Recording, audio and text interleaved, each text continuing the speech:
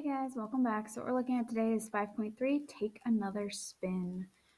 So use the given information and what you know about triangles to find the missing angles. So here we have an isosceles triangle because it tells us that these two sides are the same. And we know one of the angles, it's 124. The other two angles are going to be the exact same measure. And remember, triangles have 180 degrees. So we take 180 minus 124, which is going to take and give us 56. Then because the angles are the same, we divide it by 2. And that gives us 28 degrees. So both angle S and angle R equal 28 degrees. So using those angles and what we have, number 3 is an equilateral triangle. Equilateral triangles, all of the angles are always 60 degrees every time, no matter what. Here on 5, using vertical angles to help us. So because this angle is 119, that means this angle is 119. Here we can use supplementary. So together, this angle here and this angle have to equal 180. So 180 minus 146 is going to give us 34. And then our last angle, we just take 180 minus 119 minus 34, which gives us 27. So 180 minus 119 minus 4 equals 27. All right, here we have sort of a rhombus and square going on. So we know that this angle is a right angle, and we know EG and FH are congruent to each other, which means that they're intersecting at their midpoints. So that means these sides are the same, which means both of our angles are 45 degrees. Angle F and angle H equal 45 degrees. Now, obviously on number 8, it gets a little more complicated. We have expressions instead of values. So for this one, what you want to do is we're going to set 3x plus 2 plus 2x plus 5 plus x plus 3 equal to the 180. So combine like terms. 3x plus 2x plus x, 3 plus 2 is 5, plus 1 is 6. So we have 6x, and then negative 2 plus 5, that's a positive 3, plus another 3, that would be 6 equals 180. Subtract the 6. So 6x equals 180 minus 6 is going to give us 174.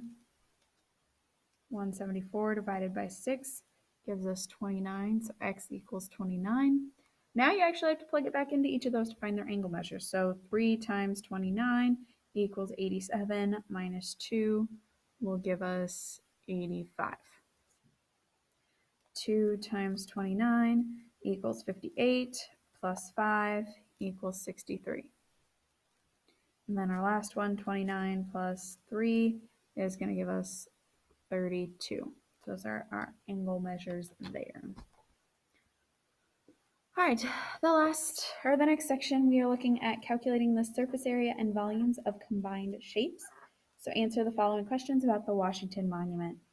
The picture at the right is of the Washington Monument in DC. The shaft of the monument is a square frustum. The bottom square measures 55 feet on a side, and the top square measures 34.5 feet. The top is a square pyramid. Find the dimensions of the 4 rectangular faces of the pyramid. So here is our pyramid. We need to find what the altitude is, as well as finding what the sides equal. So we know that let's see. So we know what the base is, it's 34.5. We know what the height is, so we're forming a right triangle here, and that'll help us get our altitude. So half of 34.5 58.5 feet is going to be 17.25. So this right here is 17.25. And so then we are going to take and so then now we can do the Pythagorean theorem. So 55.5 squared plus 17.25 squared equals c squared. So 55.5 squared plus 17.25 squared equals 3,377.8125. We take the square root of that, and we end up with 58.12. So the altitude equals 58.12. So there's our altitude. So then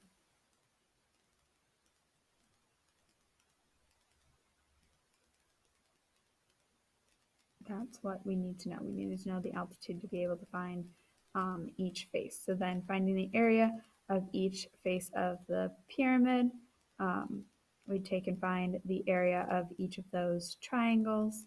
So we have the 58.12 times the base, which is 34.5, and then divide that by 2, which is going to give us, so let's see, area equals 1/2 of 58.2 times 34.5.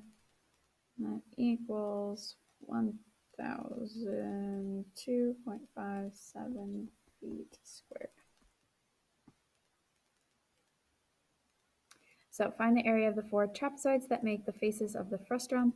The area of a trapezoid is area equals base 1 plus base 2 divided by 2 times the height. So we're going to take 55 plus 34.5 divided by 2 times 500. So 55 plus 34.5 is going to give us 89.5. Divide that by 2 is 44.75, and times it by 500 is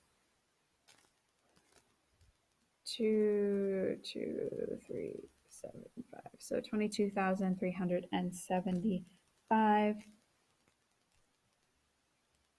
feet squared for one side. So then times that by 4 will give us 89,500 feet squared.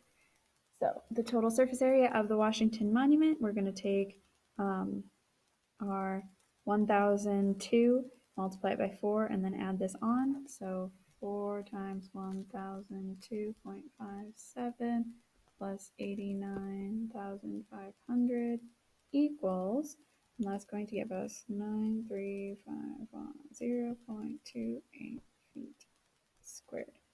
So 9,510.28 feet squared. So very large surface area for this. And then the next part is finding the total volume of the Washington Monument. So it gives you those volume formulas. You just have to take and plug in the values, okay? So surface area is your key word for this lesson, surface area. So draw a sketch of the three-dimensional object formed by rotating the figure about the axis. So we know we're going to have something that looks kind of, that's a little off, like this, something like that. And then the last part is we want to calculate the missing sides in the right triangle. Remember, we use a squared plus b squared equals c squared. So this one we have x squared plus 9 squared equals 41 squared. 9 squared is 81. 41 squared is 1681. We subtract the 81. So we get x squared equals 1600. Take the square root of 1600. So the square root of 1600 is going to give us 40. So this side is 40. So just using that Pythagorean theorem, and remember, if we have a square root in there, that just eliminates the square root on it. So you'd have 25 times 2, which would be 50. So we'll do this one. So 5 root 2 squared plus 5 squared equals x squared. So this would turn out to be 50 plus 25 equals x squared. And so we'd have 75 equals x squared, take the square root. So this just ends up being the square root of 75. And note here, these two sides are both 6. So then it's just you're squaring 6 and 6 and then adding them together and taking the square root. All right, if you guys have any questions, feel free to ask. Have a wonderful day. Bye, guys.